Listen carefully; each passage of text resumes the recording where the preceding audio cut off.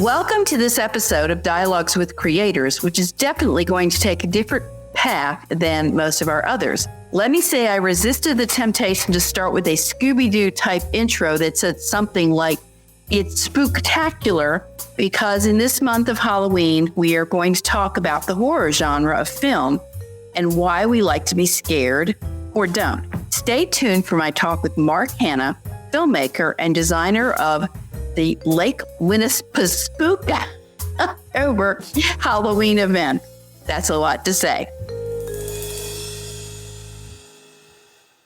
Well, hello, Mark. How are you? Hi, Barbara. It's so nice to be here. Thank you. Well, I appreciate your coming on this evening and talking to us about something that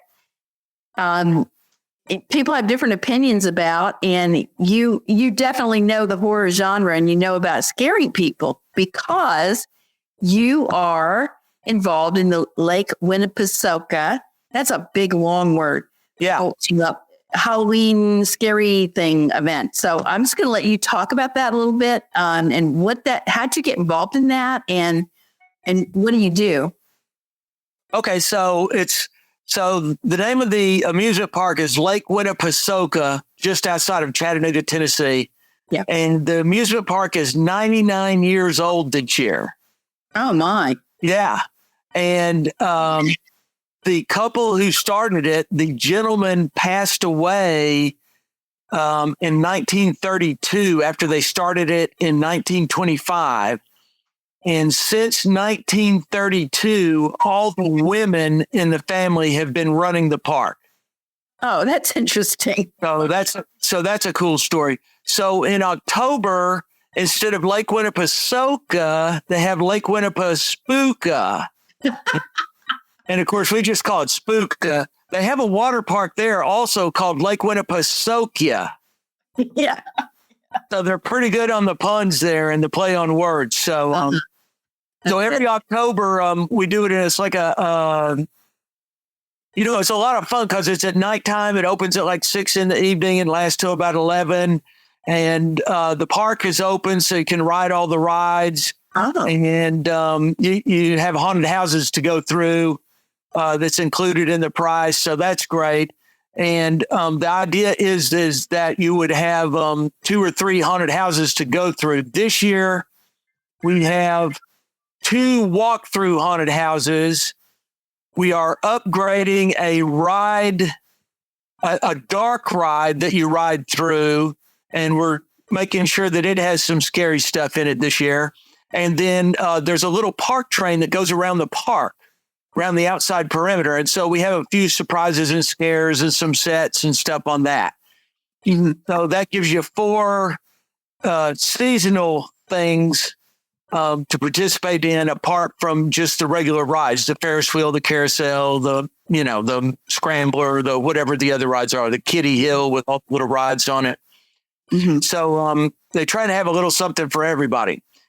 In 2018, well, I'll give a little background. On my bucket list was to do a haunted house.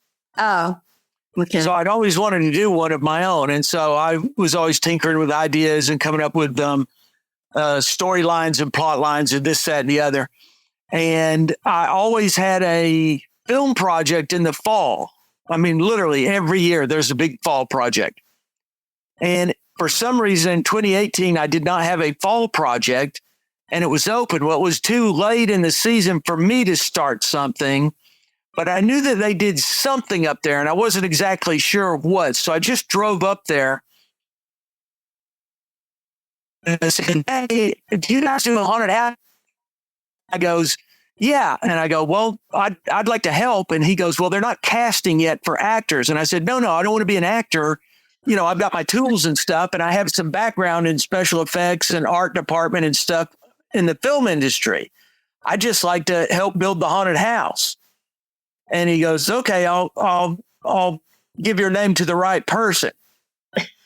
So it turns out the 2 guys that had been there for several years doing the haunted houses had both left that year and gone to different jobs.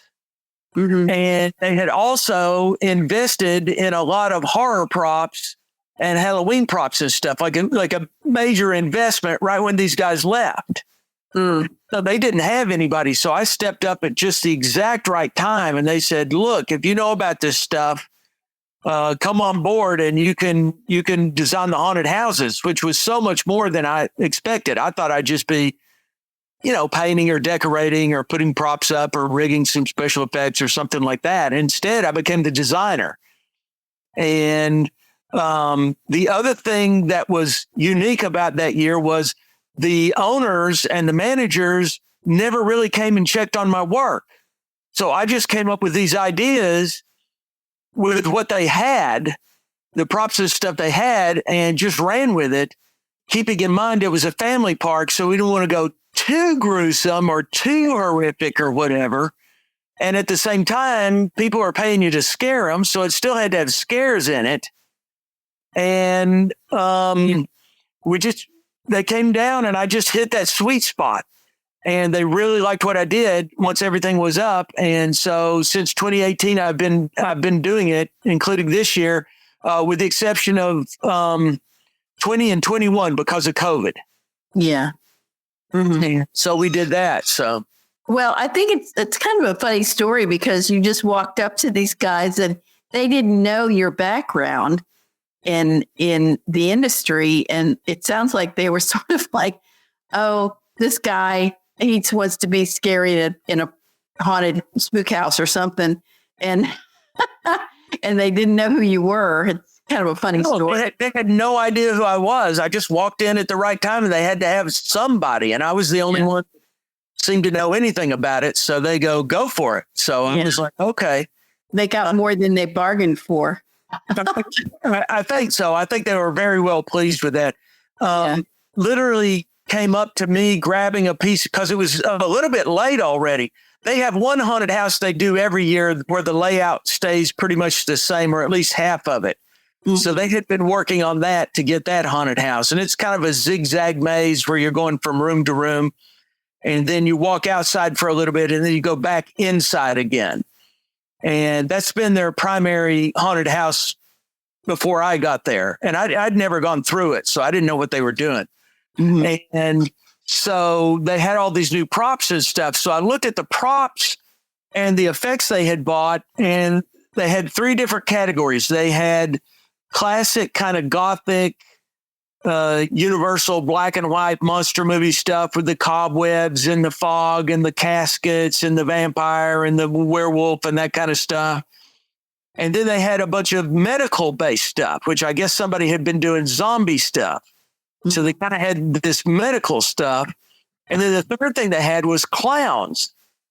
They had a clown hall. So we did 3 walkthrough haunted houses that year. So we did a clown hall and then a classic monster, what I call a classic monster or monster movie walkthrough, and then a medical walkthrough, which was kind of the zombie thing. Yeah. Mm-hmm. When we've done 3 haunted houses, we kept to that. Last year we did 3. But this year, because of what we're doing on the train and the dark ride, we're just doing 2 of the walkthroughs because we're goosing up the other ones. And so I did that. I literally started with a piece of chalk, sidewalk chalk, drawing out the path on the floor of the building that we were going to build the haunted houses. Mm-hmm. And figured out what we were going to do, what each room or passageway was going to be, and just sat down with the chalk and tried to figure it out and go, okay, the hallway needs to be this wide and we've got this much space and we've got these props. So I need a room with this and I need a room with that. And we're going to have that. And here's another something that they didn't think I was going to use that I'm going to use. And so just pieced it together from there. So, it was creatively, it was just great. It was basically, here's a bunch of props, go for it. Mm-hmm. It was whatever I could think of to use those props with. Do they give you a house or is it like already constructed or what? Yeah. So it's pretty interesting. It's an old park, and in the back of the park, back in the 60s, they had a train ride and you rode out in the woods and you went to a western town. And I think they had some gunfighters, or they had the guys that stopped the train and robbed it, and shot their guns a little or something. It was kind of a Wild West ride. And it was a train ride, and they had a really nice train station that it pulled in, and it was kind of horseshoe shaped, so the train pulled in on a curve. So they have a horseshoe structure there. Then at some point, they decided to build a new stage for the live performances that they have there from time to time. And so it's like an outside amphitheater stage. So the one, and I always use it for the medical, whatever it is, zombies or, mad scientist experiments, stuff like that. And I'll tell you what I've got in mind for this year in just a moment. But those two buildings are already there. So we use the stage and the horseshoe structure of the train station. The other two haunted houses are built under picnic pavilions that they have there. This park is so old-fashioned, they allow you to actually bring your picnic lunch there. And they have these big pavilions that you can rent out or reserve or whatever. And bring your own picnics there for big family reunions or corporate events or all that. They have catering also, but it's the only park I know of where you can bring in outside food, that they don't make you buy the park food. So we take over those pavilions and we build the mazes inside of those, and then we wrap them in black plastic. So it'll be dark, dark, dark inside. Okay. That's kind of fun. I was thinking the medical, you could have it as like this is going to sound insensitive, but like an insane asylum and have serial killers in there or something, which is so not me. I can't believe I'm making this up. Well, that's good. I got your creative juices flowing. Not really. I've always kept it as a medical facility or hospital. Yeah. And, somebody's doing some horrible experiments. So I'll tell you now. So this year, the idea I came up with is actually kind of fun because it's one of the ideas I had for the haunted house I wanted to do years ago. I found my old sketchbook. And so I was able to incorporate a lot of my ideas from years ago into this year's version. And it's called the Brainatorium. Yeah. And it's a big corporation that clones brains because harvesting them would, of course, be unethical. And so the idea is you start out and you're at a Halloween open house at the corporation, and they give you a little corporate tour of the facilities, and, thanks for coming and all that. And here's the exit. But as you get ready to exit, all of a sudden the warning light comes on, the red light, and the siren goes off and the door slams shut, and you're on some kind of lockdown that has occurred at the facility. And so you have to exit through the facility. And of course, there you discover maybe things aren't what they seem. Yeah. Okay. Well, this is great. This is going in a different direction than I thought. Okay. Well, then, so when do you start your work? Do you start it in September or August? What in creative? Because of the nature of us building in the picnic pavilions, we have to build them every year and tear them back down in November after Halloween. Okay. So we start we start in the middle of August building the thing.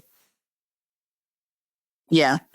And then you put the lights in, and then you got to, put the fog machines in and figure out where the actors are going to be. And so we start in August building the walls. Okay. So you've got, I hadn't even, you have to have characters. Now, where do you get your actors? They post online. Most of the actors are either high school or college aged, with a sprinkling of adult people that come in, adult actors that enjoy that kind of thing.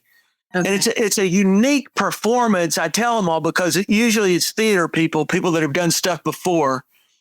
And I always tell them, I say, this is, if you're in a play, you're on stage for, 45 minutes, and then there's an intermission, and then you're on for another 30 or 45 minutes, and you've got one performance you do per night. if you're doing a movie, you do it a little bit of a scene, a little bit of a scene, a little bit of a scene. Yeah. And you piece it together that way. With this, it's just group after group coming through. So you have a performance you're doing that only lasts about 12 seconds, and you do it 40 times a night. It's really neat. And with 40 audiences, every audience is a little different. Mm-hmm.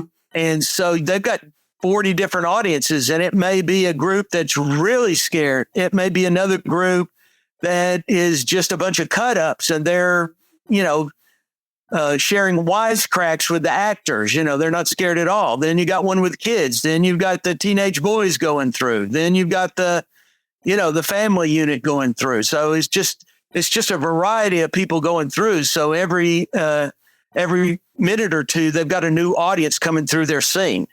Mm-hmm. And how many performances are done during October? This year they added a few. It's every Friday and Saturday night in October. So October 4th is our first Friday night. Okay. And then they've added 2 Thursday nights, and they added a Sunday night after the last Saturday night. I know that's a little confusing, but just remember it's every Friday and Saturday night. And if you're interested in going on a Thursday night or that Sunday night, check the website, which is it's the nickname for Lake WinnepeSPOOKah, lakewinnie.com. So WINNIE.com, lakewinnie.com. Well, all the locals know this, so. Yeah. Yeah. Did you ever go there when you were a kid? That's part of the fun of doing it up there. This is kind of a dream come true. That was probably the first amusement park I ever went to. Sure. And of course, I've gone down that path of amusement parks and attractions and movies and special effects and rides and all that kind of stuff. Disneyland is and Disney World are just, I'm a huge fan of that stuff. And now I kind of get to be part of it, on a smaller scale. But there's something to be said for maybe it's a smaller scale, but with the freedom they give me, I don't have a committee over me telling me what to do. After that first year, they pretty much let me do what I want, and I know to keep it within certain parameters. It has to be this scary, but not more than this scary. Right. So your background, I mean, you've done a lot of different things, but do you have a background in horror movies? I've worked several horror movies and several science fiction movies. I worked on the first Terminator movie in the art. I worked on another movie in special effects called The Arrival, which was a Charlie Sheen sci-fi movie. It's a good little science fiction movie from the 90s. Okay. And I worked on some low budget things that you've never heard of. Locals will know From a Whisper to a Scream. That was Jeff Burr's first feature film, and I worked on that one. That's a horror film. Mm-hmm. That's an anthology film. So it's kind of like a haunted house. I've got multiple haunted houses. From a Whisper to a Scream has multiple stories. So you're allowed to have different flavors, if you will, of horror as you go through it. And then I worked on another anthology horror film called Tales from the Third Dimension, which was a 3D. Yeah, it was a 3D horror movie. One of the jobs I did on that, one of the stories is these 2 tomb raiders break into the vaults and catacombs under the big giant cathedral to steal the jewels and stuff. And one double crosses the other one. Mm. And then he murders him or whatever. And he's trying to escape and he gets stuck and all the rats come out and eat him. Oh, gross. And so on that one, I got to be a rat wrangler. Oh, okay. We had rats. So we ordered all these rats from a medical supply company.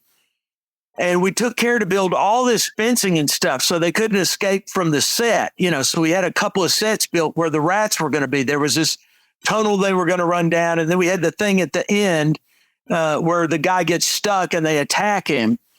And we took all this precaution so the rats wouldn't run away and stuff. And then we finally go over and we open the cages and we start putting them in.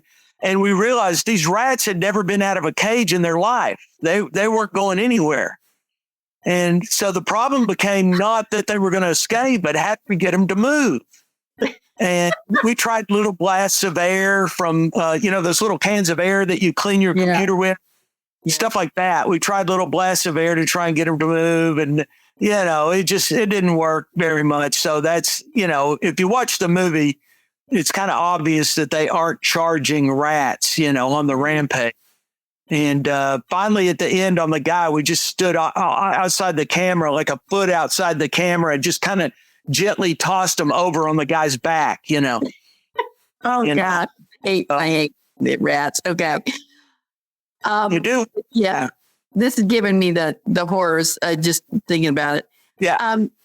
Okay. You said something about the flavors of horror. Yeah. And what do you mean by that? Well, for example, and I'll go back to the haunted houses that I'm doing this year. So we have a clown haunt. Yeah. And so a lot of people are afraid of clowns. But I've mainly done it. There's a few jump scares or there's a few scares in it, but I've mainly done it as a crazy fun house. Mm-hmm. So they have all these different things they have to walk through. I have one hall that's a hall of cotton candy. And of course, it's not real cotton candy, but it's stuff hanging down that they have to go through, like cottony stuff. And I've actually got it scented. So it's got that sweet cotton candy smell to it. And you go through it. The actors are pretty crazy. And then the whole experience is under black light. Mm-hmm. So you've got this glowing, fluorescent, trippy kind of experience going on with clowns running around. So that's one kind of flavor. Then the other one is the dark medical one, and that's kind of the gross one. That's the body parts and the heads and the guts and stuff are sitting around, and they're, going seeking for brains, and there's all these brains lying around. So that's kind of the gross out one. And then last year with the kind of classic horror one, and that would be kind of the ride through one this year. It's almost like you're in the horror movie yourself, having to walk through the scenes and stuff, and then things, the vampire jumps out at you or the monster jumps up or whatever. And so you've got different flavors of different things. The clown would be more like the psycho killer kind of slasher movie. Okay. Medical one is more, the gross, like a Frankenstein movie or something where things are being created, It's horror, but with a little taste of science fiction to it. Yeah.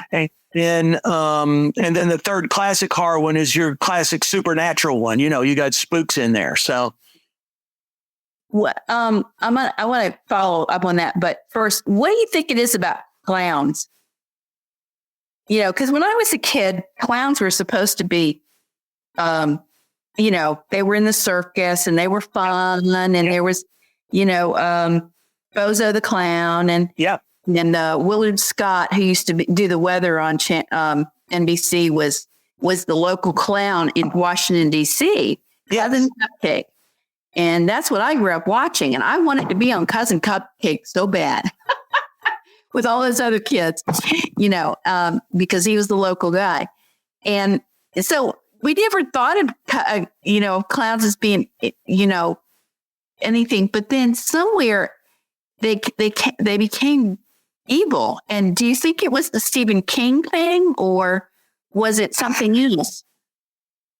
Talking about this the other day, and we were trying to drill down to when clowns stopped being funny and started being scary. And for some reason, I think I forget which is number one and which is number two, but in the top two spots of things that people are afraid of, one of them is snakes and the other one is clowns. Oh, and, one's 60 something percent and the other's 40 something percent. We looked this up. I can't remember exactly which one is which, mm-hmm.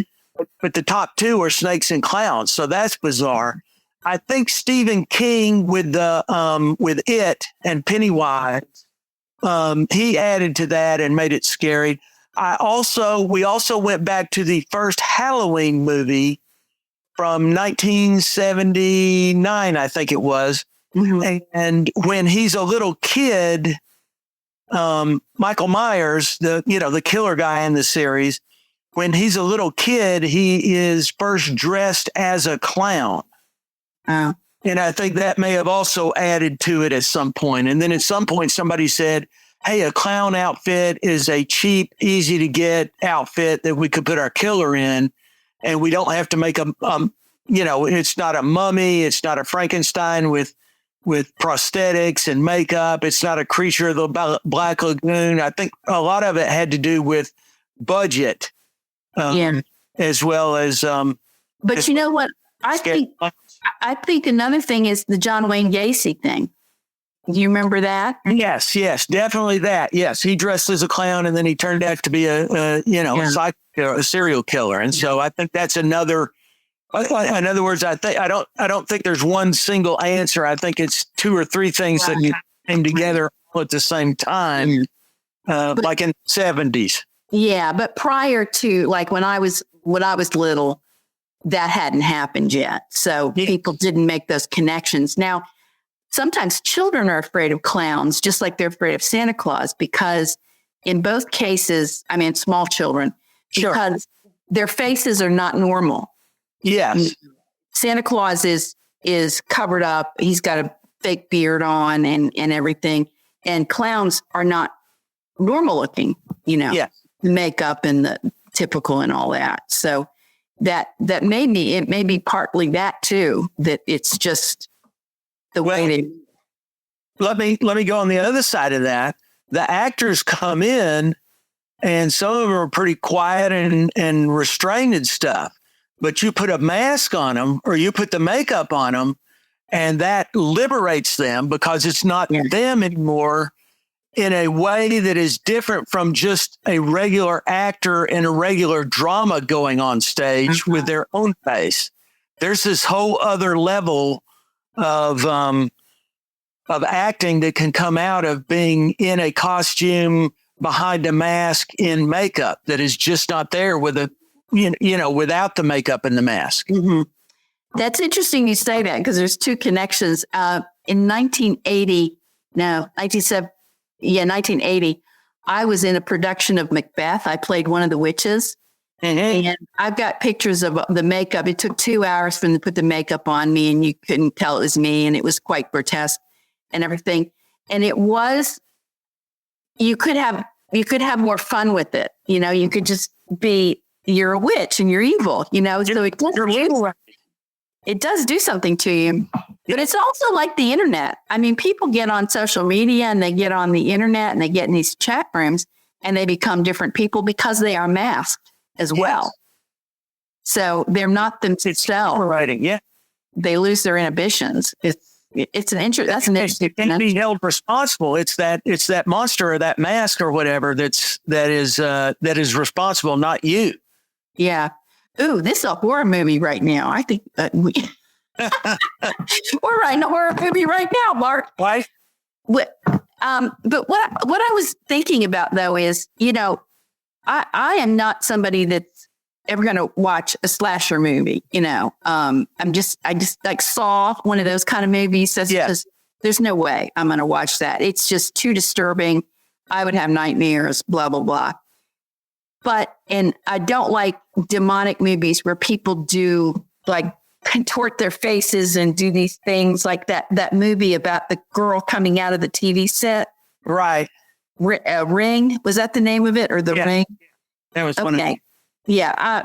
I'm just not going there. But, the old monster movies, like Frankenstein and the way it was done by the back in the 30s, and all, it was it was deeper than just the monster trying to kill people. There was more to it than that. Yes.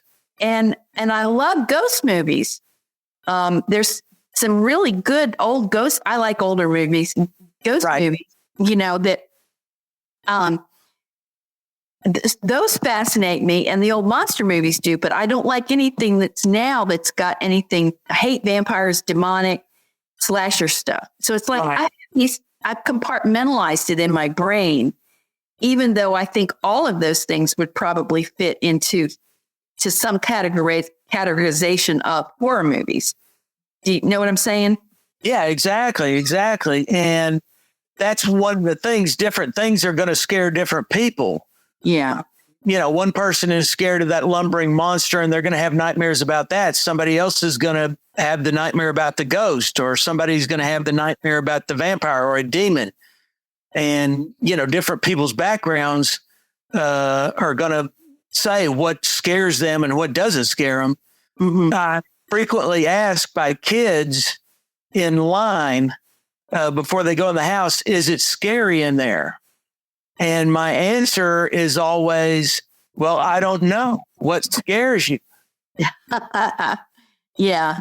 Maybe that's in there and maybe it's not, because I've had kids walk in the front door of the clown house and come screaming out before they ever saw a clown. They couldn't handle it. And then I've had other people that go through it, other kids, same age, maybe even younger, go through it, and they love it, and they want to go through it again and again. And they go through it over and over again. Part of that is the fun house aspect of it that I've built into it. But part of it is they're not afraid of the clowns. And once they get past those initial jump scares, they just like the environment that's in there. Okay, that's interesting. Yeah. So some things would be, it just depends on the person perceiving it, what's funny to them. I mean, I imagine you get a lot of high school kids that go in, they just say this is corny or this is, this isn't scary, So sometimes I tell you the worst group to go through are the kind of middle school boys. If I get a group of middle school boys, a lot of time I'll send somebody through because they're self-guided. In other words, we send groups through every few minutes. Yeah. And they go through on their own. We don't have a tour guide for each group, but if a group like that comes, those guys can be kind of rowdy and damaging to the props and stuff. A lot of times I'll go through and follow them or send somebody through with them. They're the ones that don't get into the spirit of things, whatever. They're there to whatever. Yeah, they're too cool for school. If that yeah, exactly. Yeah. So let me mention this, though. We haven't talked about this. One of the things I've learned, both from horror movies, from things that scared me, and also in the haunted house, doing the haunted houses, one aspect of it is, we call it a jump scare because somebody jumps out of somewhere and it startles you. But a huge portion of that is the sound. It's the scream or the yell or the unfamiliar sound or the loud noise or the unfamiliar noise that scares people. The audio has a lot to do with it. The vocalization, it's got to be more than just jumping out at somebody. There's got to be a scream or a phrase or a whatever that comes with it, with that thing where they jump forward. Yeah. In your mind, what makes a good horror movie? I like one where there's some meaning to it. In other words, we've gotten to these things where it's like, oh, he's a serial killer, and then we try and get away from him, and he just kills everybody.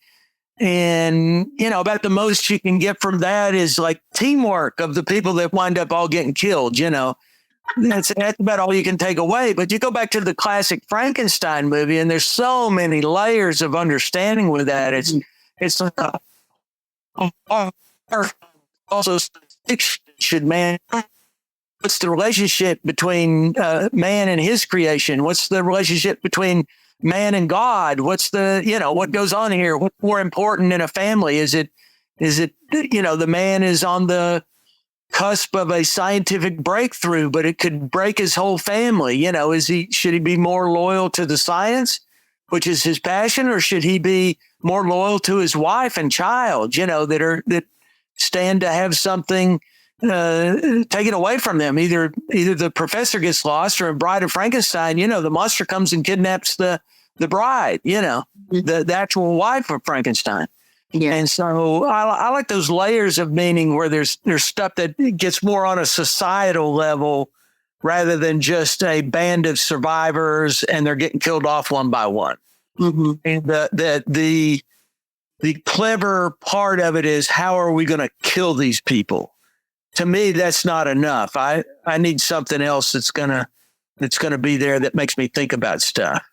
Okay. So what would you say made a bad one? And would you want to, could you name some that people would know? Well, I don't want to throw down on anybody's movie because it's so hard just to make a movie, but a bad one is one where you go in and there's a lack of creativity there. Even if it is one where they just kill people, and they did kill them in interesting ways. Even then it's like, my ticket wasn't worth it. You go back to the original Halloween, and there's a lot of Hitchcock in that plays with the angles and the suspense. It's not just the body count. It's the suspense of when and where the guy's going to show up. And so I think that's how Halloween kicked that whole thing off. And there was some real skill there in that original one. You mentioned the Saw movies. I wasn't going to go see it because I thought the same as you, but I wound up, it was getting so much press. I figured I needed to go see it just from a professional standpoint. And I went and saw the first Saw movie, and there was some clever stuff in there. There was some puzzle solving stuff that was this whole other level of cleverness that I did not expect there to be in the movie. Mm-hmm. And the first one, I will give a 1 thumbs up for kicking off that. I think the other thing you got to keep in mind on something like Halloween or the first Saw movie or the first Frankenstein movie for that matter, they spend a long time before that first movie ever gets made. And then they come out and they're a hit. Well, they want that next movie out in 6 months or 9 months. They want it out the next year, by Halloween. So all of a sudden, all that time you had on the first script to write and rewrite and edit, that's gone. Mm-hmm. And so a lot of times these movies are reduced in what they are able to do because there's just no time to sit and think. And so they have to do the easiest thing, which is, let's just kill people. We got a guy in a clown suit. Let's just stab people. Yeah. When you're talking about Hitchcock, of course, I'm a big Hitchcock fan, but of course the ultimate scene in Hitchcock is the shower and Norman Bates and everything. Yes. And that has so imprinted. Even to this day, women don't like to be in the shower when nobody else is in the house. No, I've seen that movie. That scene is to showers as Jaws is to swimming in the ocean. Yes. They did such a great job of scaring you that you don't want to be in that environment anymore. And the reason is that you could not be more vulnerable than in that situation. Yes. You're obviously unclothed and you also have no thing. It's water and you're slippery and you have nothing to hold on to and you have nothing to fight back with. You have nothing. You're just absolutely as vulnerable as a human being could be. And, from that perspective, it was brilliant that he did that, because it's something you never forget. Yeah. And it gets into a very, just a super, super fear that we don't actually think about. But once you think about it, it's like, yeah, where else would you be more vulnerable than that? Right. And I think that's something to do with the haunted houses that I do. You're in an environment that you're not familiar with, and there's somebody or something else that is familiar with it. The monster knows the haunted house. You don't. And so when you're going through the clown house, all the clowns know the layout. They know what's around the next corner. You don't. And the hospital one, the brainatorium, all the monsters and mad scientists know what's around the next corner. You don't. And you're vulnerable. You're just having to plow through and try and get through as best you can. So why do we like scary stuff? I've thought about that also. I think on I think there's two things. There's and I don't know if this goes into the female psyche also, but the male psyche, there's all that, you got to go out by yourself and kill a lion before you can be part of the tribe. And I think there's some of that. I lived through a thing. I've got bragging rights now. I think there's something of that in the male psyche. And I think the other thing is it just comes down to an adrenaline rush. And in modern society, we don't get that much. And it's like a treat. You don't drive in Atlanta very often. Yeah, exactly. Yeah. The old days, in the caveman days, I mean, people had to watch out all the time when they went out. So saber-toothed tiger was going to eat them or something. Mm-hmm. So they're constantly under an adrenaline fight or flight rush. But we don't get that so much now. You sit all day at your office, at work, and you're on a computer and you're doing something that's safe and sound, and there's food downstairs and there's food at home. And even though the traffic is bad, it's not too crazy. It's manageable. And so I think we look for those things. In the old days, dessert was rare. Yeah. And so it was a real treat. And so I think now that rush you would get from sugar back in the old days, that was such a rare treat that maybe it had more meaning for those people back then. And nowadays, that adrenaline rush of fight or flight is so rare. We get a rush from that nowadays. Mm-hmm. And not everybody does. Some people are truly terrified and just don't want any part of it. Yeah. I never try and force somebody to go through the haunted house. I will talk to them. I have on occasion, if I see them on the fence about it and they're a kid, I want them to like it. I will walk them through myself. Oh. And I tell the actors, hey, I've got a VIP here, and they know not to scare them. Oh. I can take them through and kind of show them how the things were done. And I came up with that because that was one of the first scare experience I had. There was an amusement park in Panama City Beach called the Miracle Strip Amusement Park. And they had a ride through haunted house and they had a walk through haunted house. And my mom, probably much younger than I ever should have went, took me on the ride through haunted house. And while I was terrified, she was giving me, a play-by-play color commentary of what was going on and how they did it. Oh. So I had this complete mixture of, oh my gosh, that's the scariest thing I've ever seen in my 6 years of life. And what a clever thing. Yeah. And so I kind of got hooked on that. So I think if I can show a kid how that works, that I can get a convert out of it rather than, somebody that enjoys that rather than somebody that's just terrified and won't have anything to do with it. They can appreciate it for what it is. Yeah. Well, I appreciate you answering that question because I thought maybe it was, we know it's not real. We know that's, in the back of our heads or in our subconscious, right. We know it's not really a serial killer or really a whatever, but we bought into it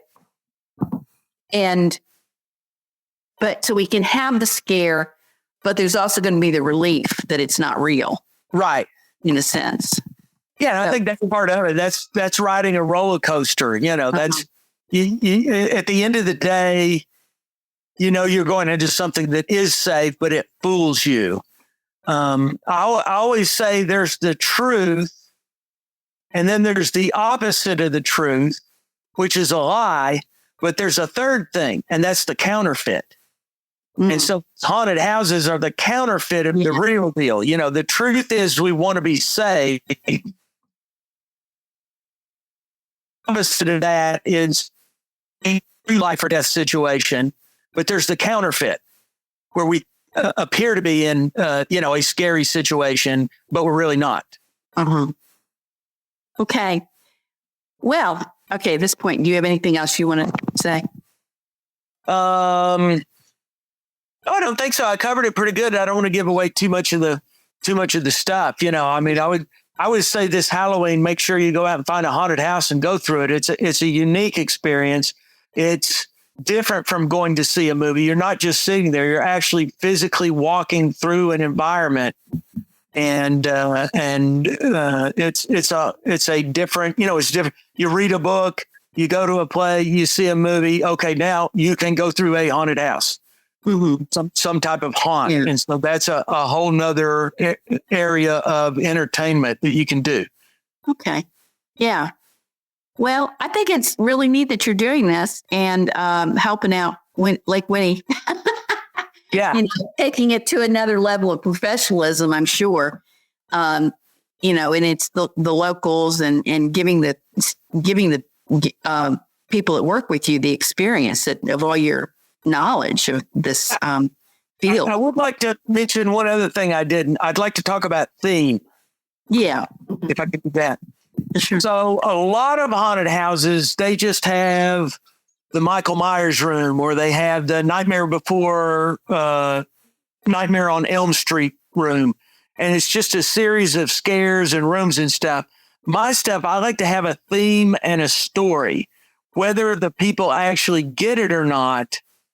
But that gives me something to hang the horrors on. So with the idea of the Brainatorium, I've got a whole storyline of the mad doctor, whose name is Dr. Sarah Bellum, the female mad scientist. And so there's a story there that if you're paying attention, you can follow through as it kind of builds to a climax or whatever, or a point made of the story. The theme in the clown haunt wasn't just to have a place with a lot of clowns. It was to have a crazy fun house. So there are fun house elements in it as well as just scares and stuff. So I like to have a story or a theme to hang the horrors on. Yeah. And I also like comedy. I like comedy, so I have humor in there. As if you go through and you're not just terrified and you look, you will definitely see some humor here and there. Mm-hmm. Okay. Well, I really appreciate you giving us your time, because you're obviously really busy right now getting these exhibits, if you will, that you call haunts. Yeah. Haunts ready. And so thank you for helping us understand why we like scary movies. Folks, we've been talking with Mark Hanna, filmmaker, and we've been talking about horror, the horror genre, and also haunted houses. And as he mentioned, check out the haunts, the haunted themes of the Lake WinnepeSPOOKah Halloween events. And you can go to their website to find out more about it. Thanks for listening. Bye-bye.